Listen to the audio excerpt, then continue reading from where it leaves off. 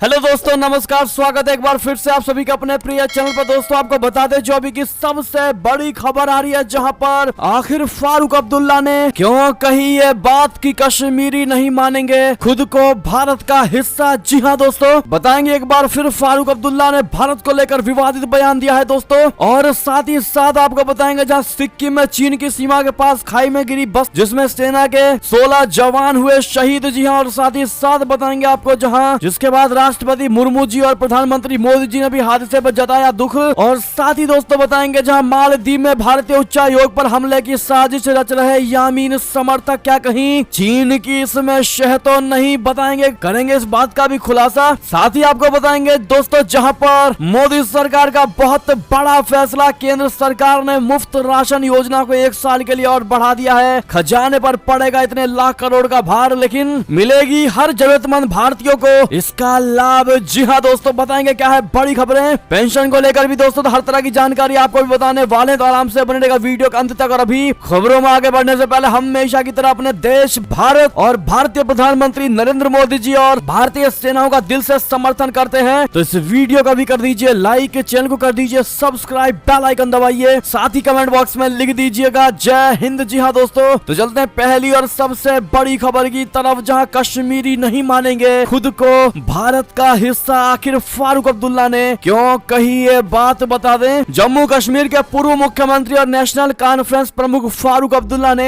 एक बार फिर कश्मीर पर बयान दिया है। उन्होंने कहा कि जब तक हम अपना दिल नहीं बड़ा करेंगे, जब तक हम ये नहीं मानेंगे कि पूर्व में हमसे ये गलती हुई थी, तब तक हम भविष्य नहीं बना सकते हैं। कश्मीरी भी खुद को भारत का हिस्सा नहीं मानेंगे। सिर्फ इतना ही नहीं, फारूक अब्दुल्ला ने दोस्तों इस दौरान चीन के साथ हुई झड़प पर भी टिप्पणी की। बता दें फारूक अब्दुल्ला ने कश्मीर के हालात और कश्मीरी पंडितों के हाल पर सवाल उठाए। उन्होंने कहा कि अगर कश्मीर में सब कुछ सामान है तो फिर कश्मीरी पंडितों को प्रशासन की तरफ से धमकी क्यों दी जा रही है। आखिर क्यों प्रशासन कश्मीरी पंडितों से कह रहा है कि अगर वो काम कर वापस नहीं जाएंगे तो उनकी सैलरी में कटौती हो जाएगी। फारूक अब्दुल्ला ने कहा कि ऐसा इसलिए किया जा रहा है क्योंकि वहाँ पर हालात सामान्य नहीं है। जी हाँ, फारूक अब्दुल्ला ने तवांग में हुई झड़प का भी जिक्र करते हुए कहा कि हम इस पर संसद में चर्चा करना चाहते थे। उन्होंने कहा कि तवांग और लद्दाख में भारत चीन के बीच समस्या है। हम उम्मीद करते हैं कि बातचीत से इसका समाधान हो जाएगा, लेकिन हम ये नहीं कह सकते कि समाधान हो ही जाएगा। जी हाँ दोस्तों, अब ऐसे में बाकी बातें तो ठीक थी, लेकिन कश्मीरियों को लेकर दोस्तों जो बयान दिया है फारूक अब्दुल्ला ने कि कश्मीरी भी खुद को भारत का हिस्सा नहीं मानेंगे। अगर आप भी मानते हैं कि ये कश्मीरियों को भड़काने वाला बयान था और ऐसा नहीं कहना चाहिए था फारूक अब्दुल्ला को, तो फारूक अब्दुल्ला को इसके लिए माफी मांगनी चाहिए। दोस्तों अपनी राय सुझाव आप लोग जरूर दीजिएगा। देखते हैं हमारी भारत की जनता क्या कहती है, और इस वीडियो को जितनी ज्यादा हो सके शेयर कर दीजिएगा दोस्तों व्हाट्सएप, फेसबुक, ट्विटर पर। बात करेगा और बड़ी खबर की, जहां पर सिक्किम में चीन की सीमा के पास खाई में गिरी बस, सेना के 16 जवान हुए शहीद। जी हाँ दोस्तों, सिक्किम में बस के खाई में गिरने से सेना के 16 जवान शहीद हो गए। जानकारी के मुताबिक ये हादसा लाचेन से करीब 15 किलोमीटर दूर जेमा में सुबह करीब 8 बजे हुआ। दरअसल शुक्रवार की सुबह भारत चीन सीमा के पास उत्तरी सिक्किम में सेना की गाड़ी सड़क से फिसलकर खाई में जा गिरी। इस हादसे में सेना के 16 जवान शहीद हो गए तो वहीं 4 जवान घायल हो गए। एक वरिष्ठ पुलिस अधिकारी के अनुसार घायलों को उत्तरी बंगाल के एक सैन्य अस्पताल में हवाई मार्ग से लेकर जाया गया। दुर्घटना राज्य की राजधानी गंगटोक से लगभग 130 किलोमीटर की दूरी पर स्थित लाचेन से लगभग 15 किलोमीटर दूर जेमा में सुबह लगभग 8 बजे हुई। जी हाँ दोस्तों, चुंगथांग उप विभागीय पुलिस अधिकारी अरुण थाटल ने बताया कि सेना की गाड़ी 20 जवानों के साथ सीमा पर मौजूद चौकियों की ओर जा रही थी। जेमा पहुंचते ही गाड़ी एक मोड़ पर सड़क से उतर गई और सैकड़ों फीट नीचे खाई में जा गिरी। जी हाँ दोस्तों, बड़ा ही भयानक हादसा था दोस्तों ये, जिसमें हमारे 16 जवानों ने अपनी जिंदगियों को खो दिया। दोस्तों इस हादसे को लेकर रक्षा मंत्री राजनाथ सिंह ने भी दुख जताते हुए शहीद जवानों को श्रद्धांजलि अर्पित की और ट्वीट करते हुए कहा कि उत्तरी सिक्किम में एक सड़क दुर्घटना के कारण भारतीय सेना के जवानों के शहीद होने से गहरा दुख हुआ है। राष्ट्र उनकी सेवा और प्रतिबद्धता के लिए हृदय से आभारी है। शोक संतप्त परिवारों के प्रति मेरी संवेदनाएं। जो लोग घायल हुए उनके शीघ्र स्वस्थ होने की प्रार्थना भी करता हूँ। जी हाँ, अब खाई में गिरने के बाद बस जिस प्रकार से चकनाचूर हो गया दोस्तों, उसके सारे पार्ट्स अलग हो गए और जिस हिसाब से चकनाचूर बस की एक कंडीशन देख पा रहे होंगे दोस्तों, इससे आप अंदाजा लगा पा रहे होंगे कि कितने भयंकर तरीके से दोस्तों हमारे जवान गिरे हैं। अब ऐसे में आप भी उनको श्रद्धांजलि जरूर दीजिएगा दोस्तों, और जो घायल है उनको जल्द से जल्द ठीक होने के लिए गेट वेल सून जरूर कह दीजिएगा। आपको बता दें कि राष्ट्रपति मुर्मू जी और पीएम मोदी जी ने भी हादसे पर दुख जताते हुए कहा है। राष्ट्रपति ने कहा कि मृतकों के परिवारों के प्रति मेरी हार्दिक संवेदनाएं हैं। मैं घायलों के शीघ्र स्वस्थ होने की प्रार्थना करती हूं। वहीं पीएम मोदी जी ने भी हादसे पर दुख जताया। मोदी जी ने कहा कि शोक संतप्त परिवारों के प्रति संवेदना, घायलों के जल्द स्वस्थ होने की कामना करता हूं। बढ़ते हैं दोस्तों एक और बड़ी खबर की तरफ, जहां मालदीव में भारतीय उच्चायोग पर हमले की साजिश रच रहे यामीन समर्थक क्या कहीं चीन की शह तो नहीं। इसमें बता दे मालदीव में चीन के शह पर भारत विरोधी अभियान लगातार जारी है। पूर्व राष्ट्रपति अब्दुल्ला यामीन इस अभियान का नेतृत्व कर रहे हैं। उनकी मांग है कि मालदीव से भारत की मौजूदगी पर पूरी तरह से खत्म होनी चाहिए। इसी बीच उनकी पार्टी के एक बड़े अधिकारी ने माले में भारतीय उच्चायोग पर हमले के लिए लोगों को उकसाया है। इसके विरोध में भारत समर्थक माने जाने वाले पूर्व राष्ट्रपति मोहम्मद नशीद की मालदीव डेमोक्रेटिक पार्टी ने आवाज उठाई है। इसी साल अंतर्राष्ट्रीय योग दिवस के मौके पर माले के नेशनल स्टेडियम में भारतीय उच्चायोग की तरफ से आयोजित समारोह पर कट्टरपंथियों ने हमला किया था। इस दौरान योग कर रहे लोगों के साथ मारपीट की गई थी। आप सभी को याद होगा। मालदीव में यामीन समर्थक इंडिया आउट कैंपेन चला रहे हैं, यानी भारत के लोग बाहर जाओ वाले कैंपेन चलाए जा रहा है। दोस्तों उनका कहना है कि मालदीव से भारतीय सेना अधिकारी और उनके उपकरणों को हटाया जाए। इस कैंपेन को खुद अब्दुल्ला यामीन ने 2018 में अपने कार्यकाल के आखिरी साल में शुरू किया था। उन्होंने तब चाइना के इशारे पर भारत से अपने 2 हेलीकॉप्टरों और डॉर्नियर विमान को वापस ले जाने को कहा था। यह हेलीकॉप्टर और एयरक्राफ्ट भारत ने मालदीव को खोज और राहत बचाव अभियान के लिए दिए थे। इससे मालदीव के क्षेत्रीय सीमा की भी निगरानी की जाती थी। जी हाँ दोस्तों, चीन भारत को घेरने के लिए मालदीव में मिलिट्री बेस बनाने की फिराक में इसके लिए चीन ने मालदीव से एक द्वीप को भी लीज पर लिया हुआ है। जी हाँ दोस्तों, वैसे में ये माना जा रहा है कि मालदीव में भारतीय उच्चायोग पर हमले की साजिश रच रहे इस यामीन समर्थक में कहीं चाइना की ही शह तो नहीं है। क्या लगता है दोस्तों आपको? एक भारतीय होने के नाते अपनी राय सुझाव जरूर दीजिएगा। इसमें बात करें एक और बड़ी खबर की, जहां भारत को मिला अपना अंतिम 36वां राफेल विमान, कल एलएसी पर होने वाले हवाई अभ्यास में ले रहा है हिस्सा। जी हाँ दोस्तों, भारतीय वायुसेना ने गुरुवार को फ्रांस से मिलने वाले 36 राफेल जेट विमानों में से अंतिम विमान प्राप्त कर लिया और अंतिम राफेल ने भारत पहुंचने के लिए फ्रांस से उड़ान भरने के बाद यूएई वायुसेना के टैंकर विमान से ईंधन भरने के बाद भारत में उतरा। साल 2016 में भारत ने जिन 60,000 करोड़ रुपए से अधिक के सौदे पर हस्ताक्षर किए थे, उन सभी विमानों की डिलीवरी अब पूरी हो गई है। भारत को अंतिम राफेल मिलने की जानकारी खुद वायुसेना ने ट्वीट करके दी थी। ट्वीट में लिखा हुआ था कि फ्लीट ड्राई पैक पूरा हो गया है। 36 IAF राफेल विमानों में से अंतिम राफेल संयुक्त अरब अमीरात वायुसेना के टैंकर से ईंधन भरने के बाद भारत में उतरा। गुरुवार से भारतीय वायुसेना की पूर्वी वायु कमान अपनी युद्ध क्षमता और रणनीति का परीक्षण करने के लिए 2 दिवसीय प्रमुख अभ्यास के लिए शुरू हो चुकी है। बताया यह जा रहा है कि राफेल इस अभ्यास में चीनूक और सुखोई के साथ आसमान में गरजेगी और ये हवाई अभ्यास ऐसे समय में हो रहा है दोस्तों जब हमारे चीन के साथ रिश्ते काफी तनावपूर्ण बने हुए हैं। जी हाँ दोस्तों, सूत्रों का यह भी कहना है कि भारतीय वायुसेना द्वारा किए जा रहे इस सेना अभ्यास के मद्देनजर चीनियों ने अपनी सतर्कता भी बढ़ा दी है और अपने शिगात से हवाई अड्डे पर हवाई पूर्व चेतावनी विमान यानी एयरबोर्न अर्ली वार्निंग एयरक्राफ्ट तैनात कर दिए हैं। वैसे में दोस्तों अपने इस राफेल विमान के अभ्यास के लिए ऑल द बेस्ट जरूर कह दीजिएगा अपने इंडियन एयरफोर्स को। बात करेगा और बड़ी खबर की, जहां पर पाकिस्तानी विदेश मंत्री बिलावल भुट्टो ने खुद की तारीफ में पढ़े कसीदे, अपने आप को बताया गधा और गधे की तरह काम करवाते हैं जैसा दिया बयान। बता दे पाकिस्तानी विदेश मंत्री बिलावल भुट्टो जरदारी ने खुद की तुलना गधे से कर डाली। बिलावल के इस बयान का वीडियो खुद उनकी पार्टी ने शेयर किया है। ये वीडियो बिलावल भुट्टो के अमेरिका की यात्रा के दौरान बेइज्जती करवाकर पाकिस्तान लौटने के बाद की है। इस वीडियो में उन्होंने अपने विदेशी दौरों को लेकर उठ रहे सवालों पर भी सफाई देने की कोशिश की। बिलावल भुट्टो ने कहा है कि मैं अपनी विदेशी यात्राओं के लिए खुद खर्च करता हूं, इसके बावजूद मुझे मेरे सहयोगियों से उलट इस तरह की यात्राओं पर गधे की तरह काम करवाने के लिए कहा जाता है। बिलावल ने अमेरिका की यात्रा के दौरान ही प्रधानमंत्री नरेंद्र मोदी के खिलाफ अभद्र भाषा का इस्तेमाल किया था। पूरी बात आपको बताते, जहां भुट्टो जरदारी ने इस वीडियो में कहा कि मेरे खिलाफ पाकिस्तानी चैनलों पर झूठ फैलाया जा रहा है। मैं पाकिस्तान का इकलौता विदेश मंत्री हूं जो अपना टिकट अपने पैसों से खरीदता हूं, अपना होटल का बिल भरता हूं और पाकिस्तान की आवाम पर बोझ नहीं डालता। अगर मैंने ये किया है और किया भी है तो एक विदेश मंत्री के तौर पर ये मेरा हक था। मैं विदेश मंत्री हूं, वित्त मंत्री नहीं। मेरी यात्राओं का मुझे कोई फायदा नहीं हुआ है, बल्कि इससे पाकिस्तान की आवाम को फायदा ही हुआ है। मैं नहीं जानता कि बाकी लोग जब विदेश जाते हैं तो वे छुट्टियां के लिए जाते हैं, पर ये लोग मुझसे गधे की तरह काम करवाते हैं। ऐसे में दोस्तों अब इस वीडियो को काफी ज्यादा शेयर किया जा रहा है, लोग इस पर तरह तरह के कमेंट कर रहे हैं। दोस्तों आप क्या कमेंट करना चाहेंगे, राय सुझाव जरूर दीजिएगा। पहले प्रधानमंत्री नरेंद्र मोदी जी को लेकर अभद्र भाषा का इस्तेमाल किया गया था दोस्तों बिलावल भुट्टो की टीम के द्वारा, बिलावल भुट्टो के द्वारा। विदेश मंत्री जी यानी जयशंकर जी को भी बुरा भला कहा गया था दोस्तों। वैसे में खुद को गधे की तरह काम करने वाला बता रहे हैं दोस्तों। ऐसे में आपकी जो भी निजी राय हो बताइएगा जरूर। देखते हैं हमारी भारत की जनता क्या जवाब देती है। एक और खबर की बात करें दोस्तों, जहां पर पाकिस्तान में चीनी नागरिकों की मुसीबत बढ़ गई, ग्वादर वासियों ने दिया अल्टीमेटम। दरअसल पाकिस्तान में कार्यरत चीनी कर्मचारियों की मुसीबत बढ़ती जा रही है, खासकर ग्वादर इलाके में उनकी सुरक्षा के लिए खतरा बढ़ रहा है। चीन अपनी बेल्ट एंड रोड इनिशिएटिव यानी BRI के तहत बलूचिस्तान प्रांत के ग्वादर में कई बड़े प्रोजेक्ट्स के निर्माण में जुटा हुआ है। इस सिलसिले में वहां बड़ी संख्या में चीनी कर्मचारी तैनात हैं। ग्वादर परियोजना के विरोधी एक नेता ने अब अल्टीमेटम जारी कर दिया है। इसमें कहा गया है कि चीनी नागरिक जल्द से जल्द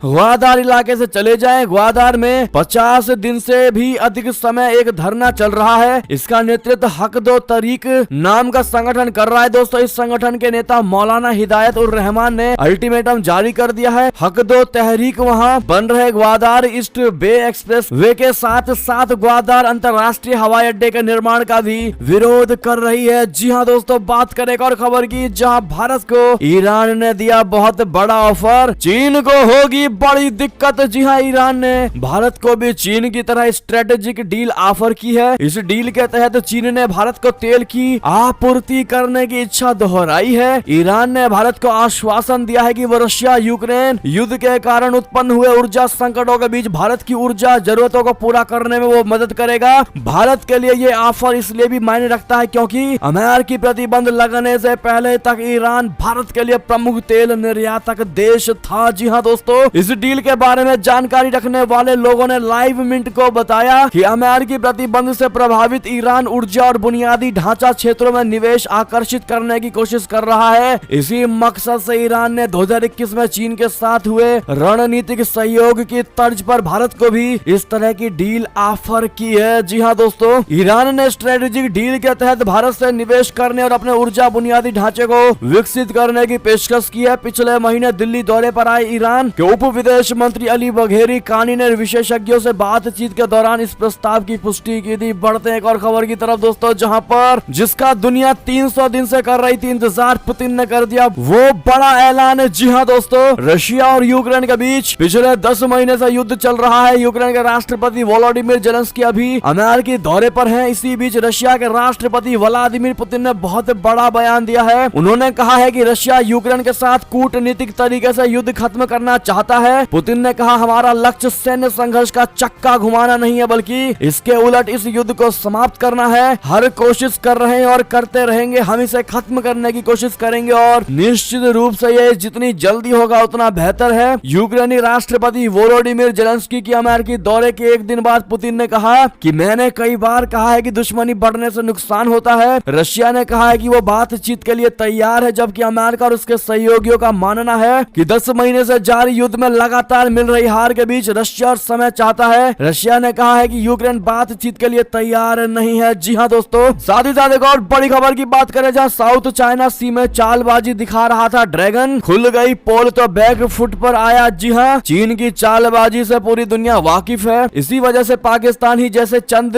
देश उसके साथ खड़े दिखाई देते हैं। ड्रैगन कभी लद्दाख में विवाद पैदा करके भारत के साथ रिश्तों को तनावपूर्ण बना लेता है, तो कभी ताइवान में चालाकी दिखाता है। पिछले कुछ सालों में चीन ने साउथ चाइना सी पर भी दादागिरी शुरू कर दी है, जिसकी वजह से पश्चिमी देश काफी खफा है, नाराज है। हाल ही में सैटेलाइट इमेजेस से के जरिए दावा किया गया है कि चीन साउथ चाइना सी में लैंड फीचर्स का निर्माण कर रहा है। रिपोर्ट्स के सामने आने की वजह से चीन दुनिया भर में एक्सपोज हो गया है। उसकी पोल खुल गई है, जिसके चलते अब वो बैकफुट पर आ गया है। दोस्तों, चीन ने इन दावों को खारिज भी किया है। आपको बता दें, साउथ चाइना सी को लेकर सामने आई रिपोर्टों के बाद पश्चिमी देशों के अधिकारियों ने बीजिंग पर विवादित क्षेत्र पर अपने क्षेत्रीय दावों को और बढ़ाने का आरोप लगाया था। ब्लूमबर्ग ने अपनी रिपोर्ट में बताया था कि नई तस्वीरों में एल्डार्ड रीड में कई नए निर्माण दिखाई दे रहे हैं, जबकि पहले ऐसा नहीं था। रिपोर्ट में यह भी कहा गया है कि बड़े छेद, मलबे के ढेर और खुदाई करने वाली मशीनों को एक ऐसी साइट पर देखा गया है जो पहले केवल आंशिक रूप से उच्च ज्वार पर दिखाई देती थी। जी हाँ दोस्तों, अब ऐसे में चाइना की पोल खोलकर इस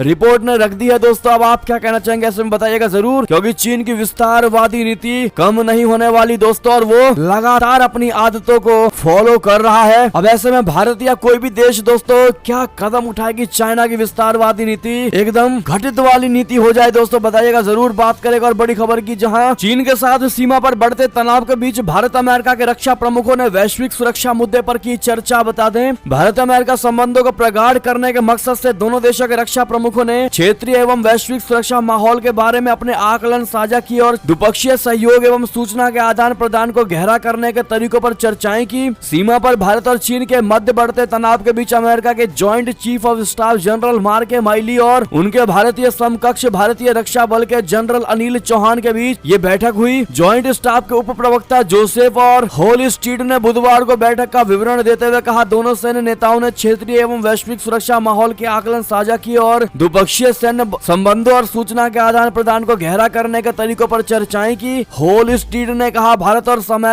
अमेरिका प्रमुख रक्षा भागीदारी के तहत मजबूत सैन्य संबंधों को साझा करते हैं। उन्होंने कहा कि भारत एक मुक्त हिंद प्रशांत क्षेत्र को बनाए रखने में महत्वपूर्ण भूमिका निभा रहा है। बात करेगा और बड़ी खबर की दोस्तों, जहां पर फारूक अब्दुल्ला को लेकर एक और बड़ी खबर है, जहां पर उन्होंने अपने बयान में शाहरुख की पठान पर कहा कि भगवा हिंदुओं का, हरम मुसलमानों का, गाय हिंदुओं की और क्या बैल मुसलमानों का। जी हाँ दोस्तों, बता दें बॉलीवुड अभिनेता शाहरुख खान और दीपिका पादुकोण की आने वाली फिल्म पठान को लेकर देश भर में विरोध प्रदर्शन किए गए हैं। पठान के बेशर्म रंग के भगवा रंग की बिकनी पर विवाद जारी है। अब इस फिल्म पर जम्मू कश्मीर के पूर्व मुख्यमंत्री और नेशनल कॉन्फ्रेंस के चीफ फारूक अब्दुल्ला ने अपनी प्रतिक्रिया दी। जम्मू कश्मीर के पूर्व मुख्यमंत्री फारूक अब्दुल्ला ने कहा कि शाहरुख खान की नई फिल्म पठान में भगवा रंग के कपड़े पहने पर विवाद छिड़ गया। क्या इसका मतलब ये है कि भगवा हिंदुओं का है और हरा मुसलमानों का? ये क्या है, गाय हिंदुओं की और बैल मुसलमानों का? ऐसे में दोस्तों आप क्या जवाब देना चाहेंगे आप लोग फारूक अब्दुल्ला के इन बातों का, बताइएगा जरूर। एक और खबर की बात करें, जहां पाकिस्तान से खराब रिश्तों के बीच भारतीय कंपनियों को न्योता।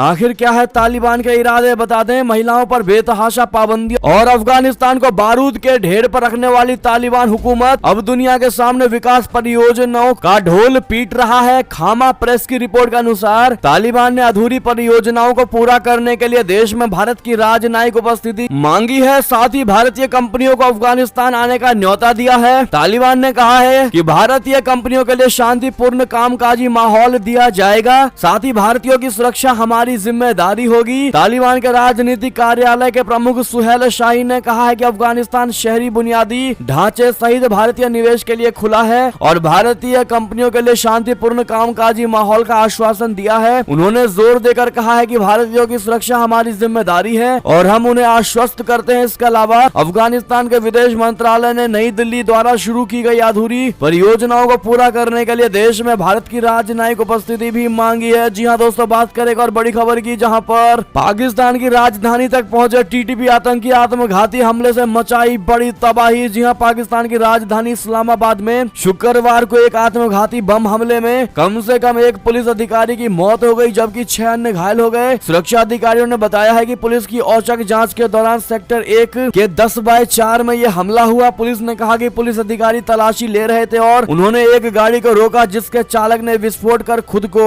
उड़ा लिया। जी हाँ दोस्तों, बात करें और बड़ी खबर की, जहां पर संयुक्त राष्ट्र में 2 साल गूंजी भारत के 1 अरब 40 करोड़ लोगों की आवाज, दुनिया ने किया सलाम। क्या है पूरा मामला, बता दे। आतंकवाद और संयुक्त राष्ट्र में सुधार पर फोकस करने के साथ ही भारत का सुरक्षा परिषद के निर्वाचित सदस्य के रूप में 2 साल का कार्यकाल और इसकी अध्यक्षता का महीना पूरा हो गया है। संयुक्त राष्ट्र में भारत की स्थायी प्रतिनिधि रुचिरा कंबोज ने गुरुवार को कहा है कि इस दौरान दुनिया के कई देशों ने भारत के नेतृत्व की प्रशंसा की है और इस मौके पर उन्होंने 1 अरब 40 करोड़ भारतीयों की ओर से सुरक्षा परिषद में विभिन्न मुद्दों पर अपनी बात कही है। जी हाँ दोस्तों, कंबोज ने कहा कि विकासशील देशों के लिए विशेष महत्व के मुद्दों को उजागर करते हुए हम अपने कार्यकाल के दौरान ग्लोबल साउथ की आवाज भी थे। 2 वर्षों के दौरान हमने शांति, सुरक्षा और समृद्धि के समर्थन में बात की। हम आतंकवाद जैसे मानवता के साझा दुश्मनों के खिलाफ आवाज उठाने में संकोच नहीं करते थे। उन्होंने कहा कि प्रधानमंत्री नरेंद्र मोदी जी ने परिषद के कार्यकाल के बारे में कहा था कि हम दुनिया के सबसे बड़े लोकतंत्र होने की प्रतिष्ठा और अनुभव का उपयोग पूरी दुनिया के